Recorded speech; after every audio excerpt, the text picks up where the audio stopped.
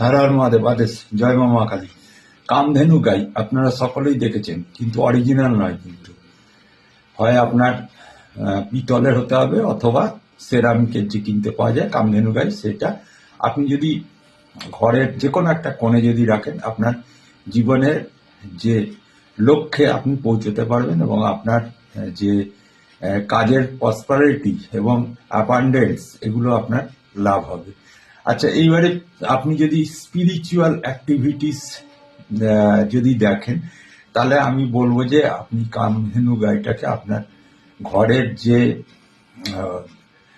উত্তর পূর্ব কোণ যে আছে, অর্থাৎ নর্থ ইস্ট সাইডে আপনি রাখলে পরে এক তো আপনার সমস্ত কাজের প্রসপারিটি আসবে এবং আপনার স্পিরিচুয়ালিটি বৃদ্ধি হবে, এবং তার সাথে কি হবে, আপনার যে কাজের যে ভুল ভ্রান্তি, যেগুলো আপনি ভুল চিন্তা করেন, সেই সব ভুল চিন্তার গুলো শুধরে যাবে। কিন্তু শুধরে গিয়ে আপনার যে চিন্তা ভাবনাটা পরিশোধন হয়ে গিয়ে কাজেতে কিন্তু আপনি সফলতা লাভ করতে পারবেন।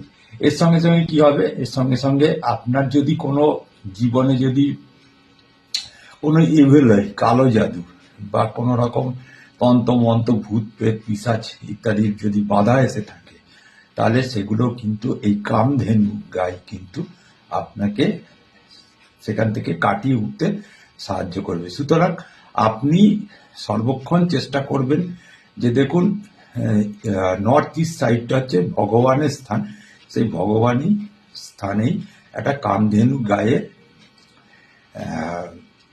শোপিস সেটা রাখার চেষ্টা করুন। যদি একান্তই না পারেন, আপনি এটা ছবি রাখুন, দেখবেন অনেকটা উপকার হবে। দেখবেন এটা কাজ করতে আরম্ভ করে 25 থেকে 30 দিনের ভেতরে, তারপরে আপনি বুঝতে পারবেন যে কামধেনু গায়ের যে কত বড় গুরুত্ব রয়েছে জ্যোতিষশাস্ত্রে, মানে হিন্দু জ্যোতিষশাস্ত্রে এবং হিন্দু সনাতন শাস্ত্রে, সেটা কিন্তু আপনি বুঝতে পেরে যাবেন। হরি ওম তৎসৎ।